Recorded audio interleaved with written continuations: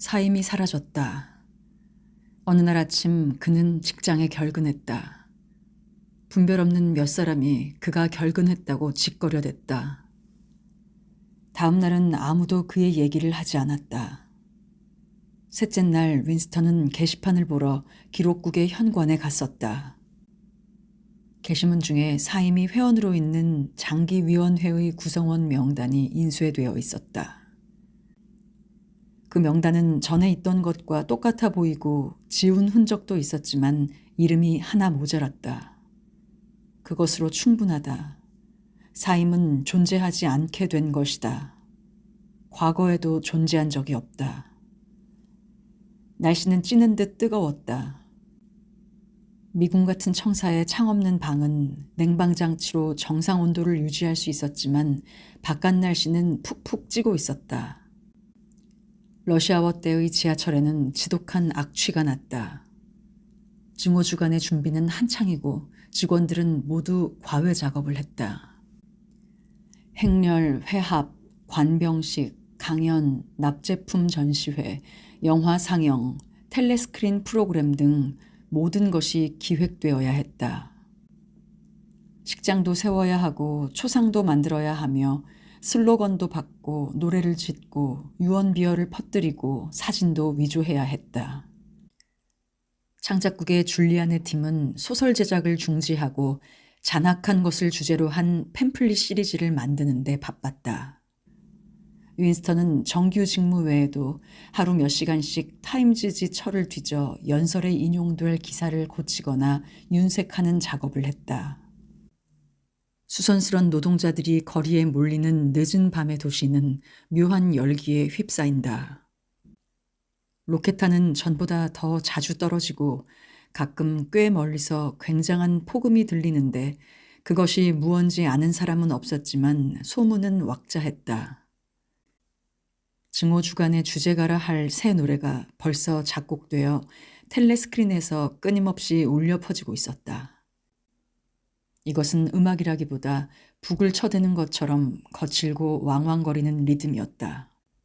행군의 발소리에 맞춰 수백 명이 합창을 하면 간담이 서늘해질 정도였다. 노동자들은 이 노래에 미쳐 한밤의 길가에서 아직 유행 중인 희망 없는 꿈이여라 만큼 불러댔다.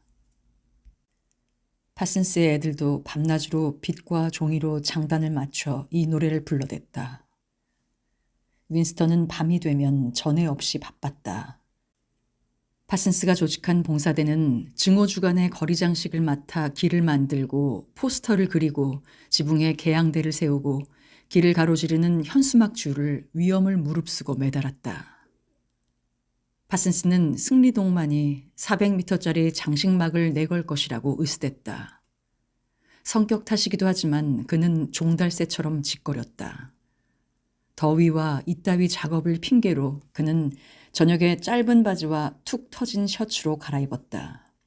그는 동해 번쩍 서해 번쩍 하면서 밀고 당기고 썰고 망치질하고 뜯어 맞추고 사람들을 웃기고 친절하게 권고하면서 몸을 움직일 때마다 시큼한 땀 냄새를 한없이 풍기는 것이었다.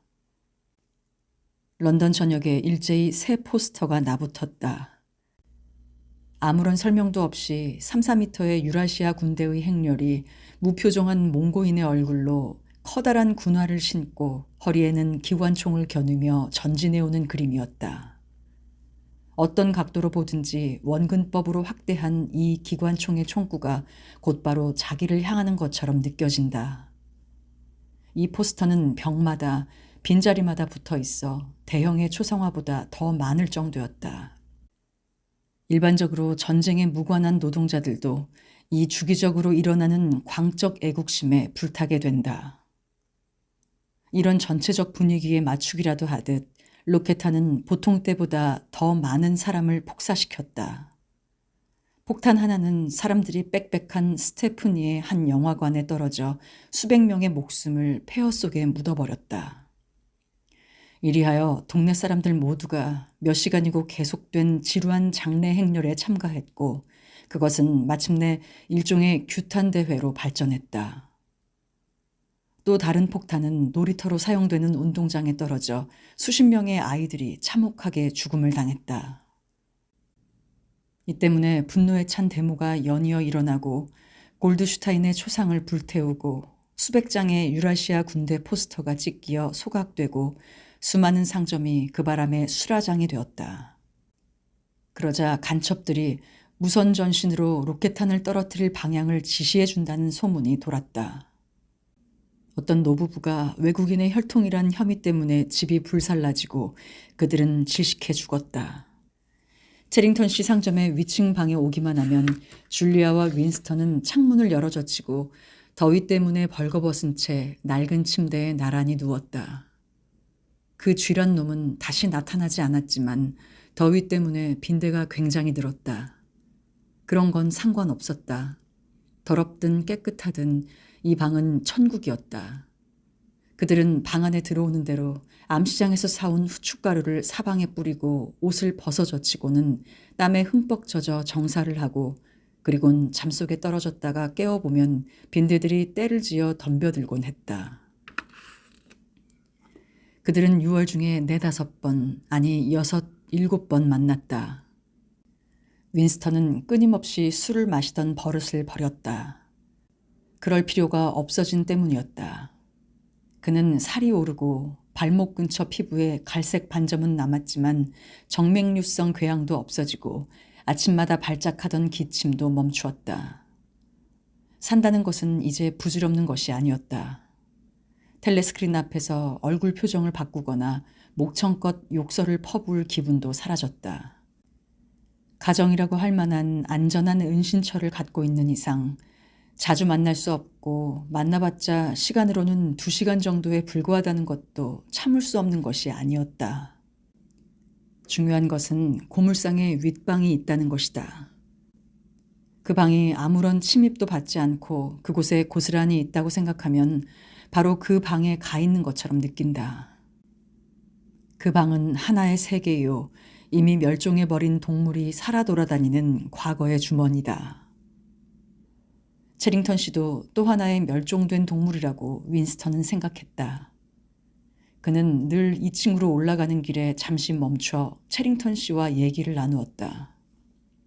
그 노인은 밖에 거의 나가지 않는 것 같고 그렇다고 손님이 오는 것도 아니었다. 그는 유령처럼 작고 어두운 상점과 커다란 나팔이 달린 아주 오래된 축음기가 있는 부엌 사이만 왔다 갔다 하며 살았다. 그는 얘기하기를 즐기는 것 같았다. 기다란 코에 두터운 안경을 쓰고 꾸부정한 어깨에 벨벳 조끼를 걸치고 가치 없는 상품들 사이로 서성거릴 때는 장사치라기보다 수집가 같은 인상을 준다.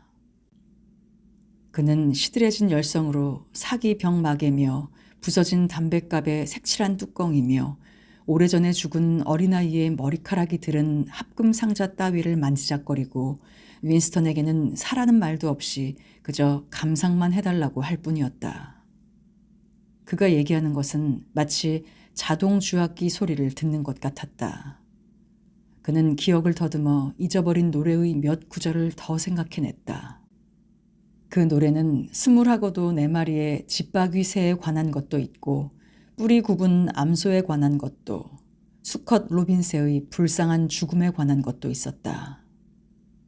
이런 새로운 노래 구절을 말해줄 때는 안 되겠다는 듯 슬쩍 웃으면서 당신이 좋아할 것 같다는 생각이 들었소 라고 말하곤 했다.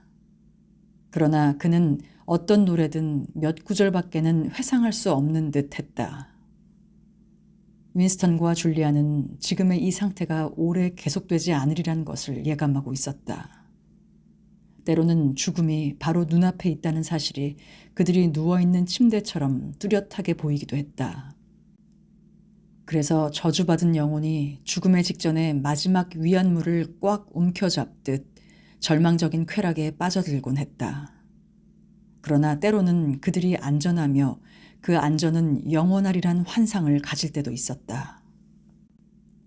그들이 이 방 안에 있는 한 어떤 재난도 두 사람에게 오지 않을 것이라고 느꼈다. 여기까지 오는 것이 어렵고 위험하지만 일단 그 방에 들어오면 성역에 온 것 같은 것이다. 마치 윈스턴이 문진의 속을 들여다보면 그 유리 세계 속으로 들어갈 수 있고 일단 그 안에 들어가면 시간은 멈출 수 있다고 생각한 그대로였다. 때로는 둘이 도망칠 공상도 했다.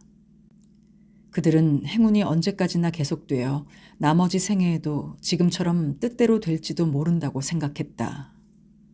그렇지 않으면 캐더린이 죽으면 묘안을 써서 둘이서 결혼에 성공할 수도 있을 것이다. 아니면 함께 자살을 할까? 아니, 슬쩍 신분을 바꾸고 노동자의 말투를 배워 공장에 취직해서 뒷골목에 몸을 감추고 살까? 그러나 모두 이치에 맞지도 않는 생각이다. 그들 둘 다 이를 알고 있다. 현실적으로 도피할 수 없다. 실제로 가능한 단 하나의 방법인 자살마저 그들을 실행할 의사가 없었다. 하루하루에 미래가 없는 현실에 그냥 매달려 사는 것이 마치 공기가 있는 한 허파가 숨을 모아 쉬듯 자연적인 본능인 것 같았다. 어떤 때는 당에 대한 적극적인 반란에 참가하자는 얘기도 나왔지만 도대체 첫 발을 어떻게 들여놓을지 알 수 없었다. 그 전설적인 형제가 실재한다 하더라도 거기에 가입하는 길을 찾아내는 난관이 남아있다.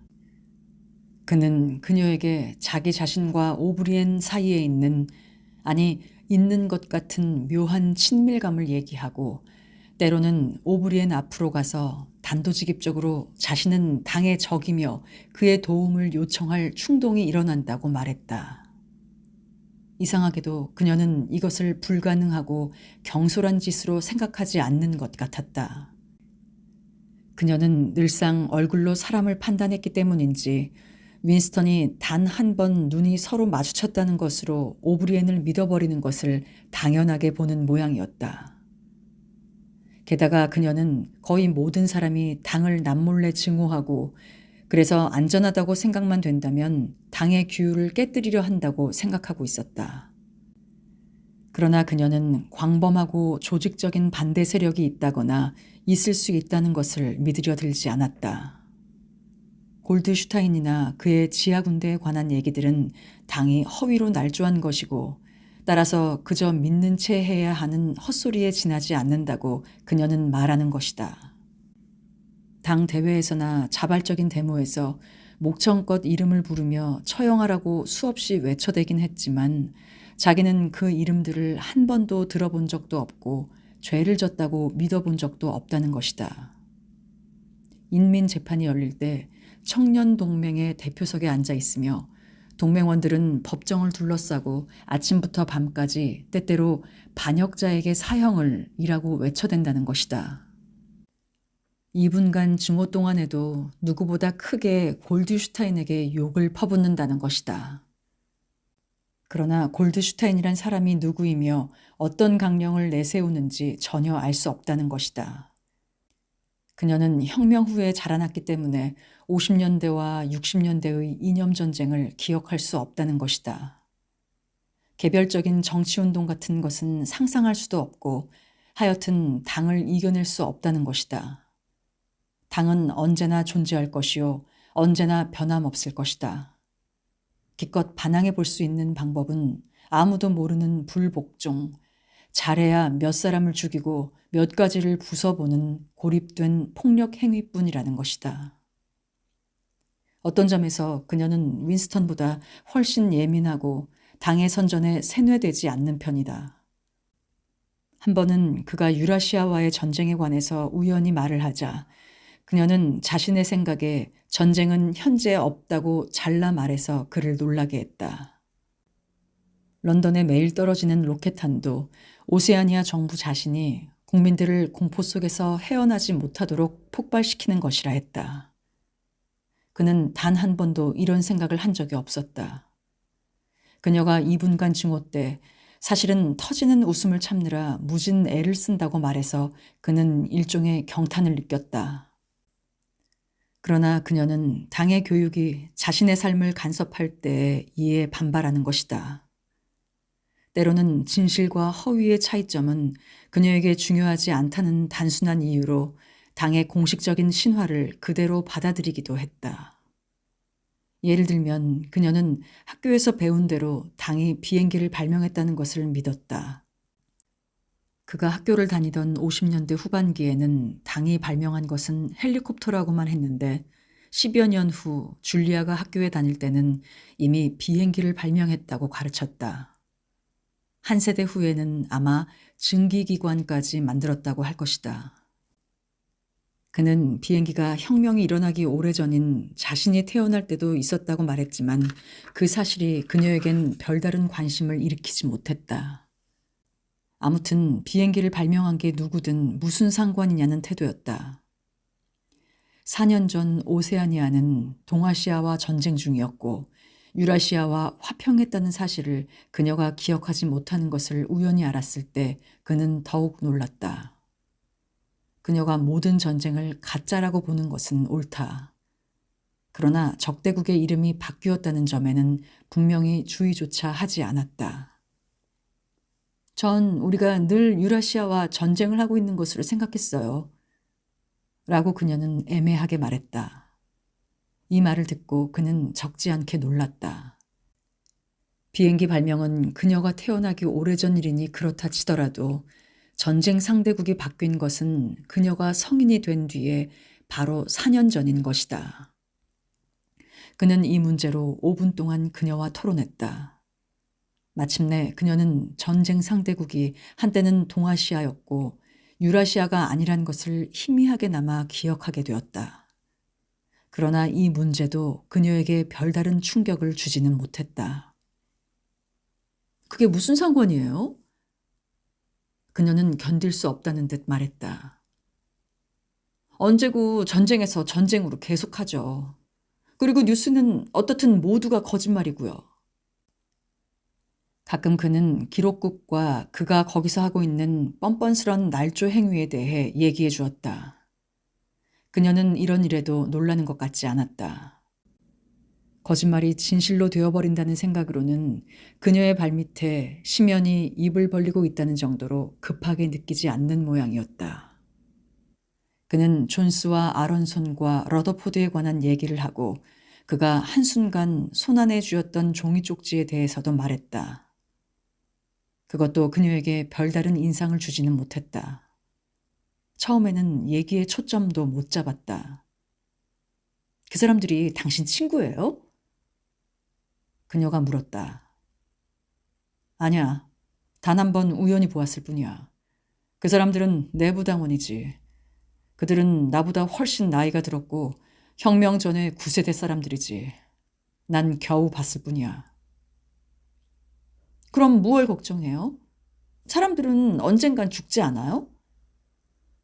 그는 그녀를 납득시켜 보려 했다. 이건 예외적인 경우야. 누가 죽는다는 게 문제가 아니야. 당신은 바로 어제 이전의 모든 과거가 실제로 사라진다는 것을 알고 있어? 과거 어디엔가 남아있다 한다면 그것은 저기 저 유리덩이처럼 아무런 증언도 할 수 없는 몇 개의 물체뿐이야. 우린 벌써 혁명 당시와 그 전의 것에 대해서는 완전 무지지. 모든 기록은 없어지거나 날조되고 모든 책은 다시 씌어지고 그림 역시 새로 그려지고 모든 동상과 거리와 건물의 이름은 바뀌고 날짜는 변경됐어. 그리고 이런 과정은 매일매일 지금도 계속되고 있어. 역사란 것은 멈춰버렸지. 존재하는 것은 당이 언제나 옳다는 끊임없는 현재뿐이야. 물론 과거가 날조됐다는 것을 나는 알고 있지. 그렇지만 내 스스로 날조 행위를 하면서도 날조했다는 것을 증명할 도리가 없단 말이야. 한 번 날조되고 나면 그 날조에 대한 증거는 남아있지 않아. 유일한 증거는 내 마음뿐인데 누가 내 기억을 믿어주겠느냐 말이야. 내 경험으로 예를 들자면 그 사건 후 몇 년 후지. 난 그 구체적인 증거를 실제로 가졌었거든. 그래, 그게 무슨 소용이에요? 아무 소용 없지. 몇 분 후에 그걸 내버렸으니까. 그렇지만 이런 일이 지금 있었다면 그걸 꼭 보관하겠어. 전 안 그래요. 전 위험을 각오는 하지만 좀 더 가치 있는 것을 위해서지 낡은 신문 조각으로는 안 그래요. 그래, 그걸 보관했다면 무얼 하겠어요? 그녀가 물었다. 별것은 아니겠지. 그렇지만 증거물은 돼. 누구한테고 보일 수만 있다면 당을 의심하는 사람들이 여기저기 생길 거야. 그 때문에 변하는 것은 없다고 해도 여기저기서 몇 번의 저항 운동이 일어나고 사람들은 때를 이루어 그 무리가 점점 커질 수 있을 거야. 그래서 몇 개의 기록이라도 남겨둔다면 다음 세대는 그걸 계속 이행해 나가겠지. 다음 세대에 관해서는 관심 없어요. 전 우리 자신이 중요해요. 당신은 허리 아래로만 반역이지. 그가 말했다. 그녀는 이 말이 아주 그럴듯한 유머라고 생각됐는지 기쁨에 차 그를 껴안았다. 그녀는 당의 강령 하나하나에 대해서는 전혀 무관심했다. 그가 신호를 써가며 영사의 원리니 이중사고니 과거의 무상함이니 객관적 현실의 부정이니 하고 얘기를 시작하면 그녀는 지루해하고 혼란을 일으켜 그따위 일에는 관심 없다고 말하는 것이다. 누구든 그따위 일은 쓸데없는 것으로 알고 있는데 왜 그것 때문에 심각해지느냐는 것이다. 그녀는 언제 좋아하고 언제 경멸해야 하는가를 알고 있으니 그것이면 된다는 것이다. 그가 이런 화제를 그래도 고집해서 짓거리다 보면 그녀는 그만 잠속에 빠져버리는 것이다. 그녀와 말하는 동안 그는 정통성이 무엇인가를 모르면서 정통적인 태도를 갖는다는 게 얼마나 쉬운 일인가를 깨달았다. 어떤 점에서 당의 세계관은 그것을 이해할 수 없는 사람들에게 가장 잘 납득되는 것이다. 그들은 자기들에게 요구되는 게 얼마나 엄청난 일이며 지금 일어나고 있는 공적 사건에 지대한 관심을 쏟아야 한다는 것을 깨닫지 못하기 때문에 가장 악랄한 현실 침해도 그대로 받아들일 수 있는 것이다. 그들은 이해하지 못하기 때문에 정상적인 정신 상태로 살아간다. 마치 한 알의 곡식이 소화되지 않고 새 몸뚱이를 거쳐 탈없이 그대로 나오듯 뒤에 아무런 찌꺼기도 남기지 않으므로 그들이 무얼 삼키든 목을 넘어간 것은 그들에게 아무런 해로움도 줄 수 없는 것이다. 마침내 일어났다. 기대했던 메시지가 왔다. 그의 전생애가 이 일을 기다려왔던 것이다. 청사의 긴 복도를 걷고 있던 그는 줄리아가 손에 쪽지를 쥐어주던 그 자리에 거의 이르렀을 때 뒤에서 그보다 체구가 더 큰 사람이 따라오고 있다는 것을 느꼈다. 누군지 알 수 없지만 뒷사람은 말을 걸고 싶다는 듯 잔기침을 했다. 윈스턴은 문득 발을 멈추고 돌아섰다. 오브리엔이었다. 마침내 그들은 정면으로 마주쳤다. 순간 그는 도망치고 싶다는 충동을 느꼈다. 그의 가슴은 격렬하게 뛰었다. 말도 할 수 없을 것 같았다. 그러나 오브리엔은 잠깐 윈스턴의 팔에 정다운 듯 손을 대면서 계속 의연한 동작으로 걸음을 옮긴 두 사람은 나란히 걷게 되었다. 그는 대부분의 내부 당원들과는 달리 유난히 점잖은 태도로 말을 걸었다. 자네하고 한번 얘기를 하고 싶었네. 전에 타임즈에서 신어에 관한 자네의 글을 하나 읽었지. 신어에 대해서 학구적인 관심을 가지고 있는 것 같더군. 윈스턴은 얼마쯤 정신을 가다듬었다. 그렇지도 않습니다. 그저 아마추어죠. 제 전공도 아닐 뿐더러 그 말의 실제적인 제작 작업에도 관계해 본 적이 없습니다. 하지만 아주 잘 썼더군. 나 혼자만의 생각이 아니야. 이 방면의 전문가인 자네 친구와 얼마 전 얘기를 했었지. 그 친구 이름은 방금 잊었지만. 윈스턴은 가슴이 다시 고통스럽게 끓어올랐다. 사임을 말하는 것이다. 그런데 사임은 죽은 사람이요, 없어져 버린 무인이다. 그를 아는 척하는 것은 극히 위험한 일이다. 오브리엔의 이 말은 분명히 신호로, 하나의 암호로 사용된 것이다. 사소한 사상죄를 저지름으로써 그는 그들 두 사람을 공범으로 몰아넣으려는 것이다. 천천히 복도를 함께 걷다가 오브리엔이 어느 순간 걸음을 멈추었다. 그는 늘 그렇듯 상대방을 안심시키는 듯한 묘한 친밀감이 어린 태도로 코 위의 안경을 다시 고쳤었다. 그리고는 말을 계속했다. 자네에게 정말 말하고 싶었던 것은 내가 본 자네의 글 안에 벌써 없어진 단어 2개를 썼다는 것일세. 그 단어가 없어진 건 최근이지만 신어사전 제10판을 봤나? 못 봤습니다. 아직 발간되지 않은 줄 알고 있는데요. 저희 기록국에서는 아직 9판을 쓰고 있습니다. 10판은 몇 달 있어야 나올 거야. 하지만 견본이 몇 권 나와 있지. 내게 한 권 있는데 자네도 보면 좋을 걸세. 보고 싶습니다. 오브리엔의 말이 무엇을 의미하는가를 문득 깨닫자 윈스턴은 대답했다. 몇 가지 새로운 발전이 명백히 이루어졌어. 동사의 수가 줄어들었는데 이 점이 자네에게 관심을 일으킬 거야. 가만히 있자. 사전을 자네한테 보내줄까? 그런데 난 이런 일을 곧잘 잊어버려서 다리야.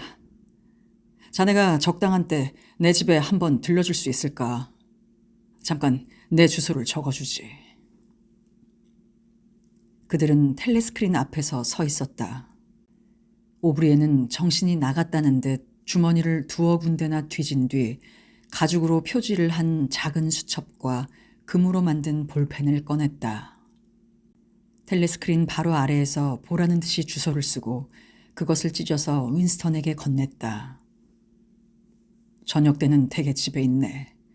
내가 없으면 하인이 줄 걸세. 그는 윈스턴에게 이번에는 감출 필요가 없는 종이 쪽지를 넘겨주고 가버렸다. 그러나 윈스턴은 거기에 써있는 주소를 외워두고는 몇 시간 후 다른 문서 뭉텅이와 함께 그 쪽지를 기억통에 넣어버렸다. 그들의 대화는 잘해봤자 2분 동안밖에 안 될 것이다. 이 에피소드가 가질 수 있는 의미란 하나뿐이다. 그것은 오브리엔이 윈스턴에게 자기 주소를 가르쳐주는 방편이었다는 것이다. 직접 물어보기 전에는 남의 주소를 알 수 없기 때문에 이러한 방법이 필요한 것이다. 다른 방도가 없다. 오브리엔이 그에게 말한 것은 즉 나를 만나고 싶거든 이리 오면 볼 수 있다는 것이다. 아마 사전 속에는 다른 메시지가 들어있을지도 모른다. 그러나 어떻든 한 가지는 명백하다. 그가 꿈꾸어오던 음모는 존재하고 그는 그 음모의 실마리를 이제 잡은 것이다. 그는 조만간 오브리엔의 부름에 응하리라는 것을 알고 있었다. 내일이 될는지 오랜 후가 될는지 모른다. 지금 일어난 것은 단지 몇 년 전부터 예비된 결과일 뿐이다. 첫 단계는 남모르는 무의식이었고 둘째 단계는 일기를 쓰기 시작한 것이다. 그는 생각을 말로 옮겼지만 이제는 말을 행동으로 옮기는 것이다. 마지막 단계는 애정성에서 일어날 것이다. 그는 각오했던 것이다. 결과는 시작에 포함되어 있다. 그러나 그것은 너무나도 공포스러운, 더 정확히 말해서 마치 죽음의 의식을 시식하는 듯한, 이제 다 살았다는 듯한 느낌을 주었다. 오브리엔과 말하고 있는 동안에도 섬뜩한 전율이 그의 몸 안에 흘렀다. 그는 습기찬 무덤 속으로 한 발 들여놓은 듯한 기분이 들고 무덤이 언제나 저 앞에서 시커먼 입을 벌리고 그를 기다리고 있다는 생각이 들자 그리 기분이 좋지 않았다.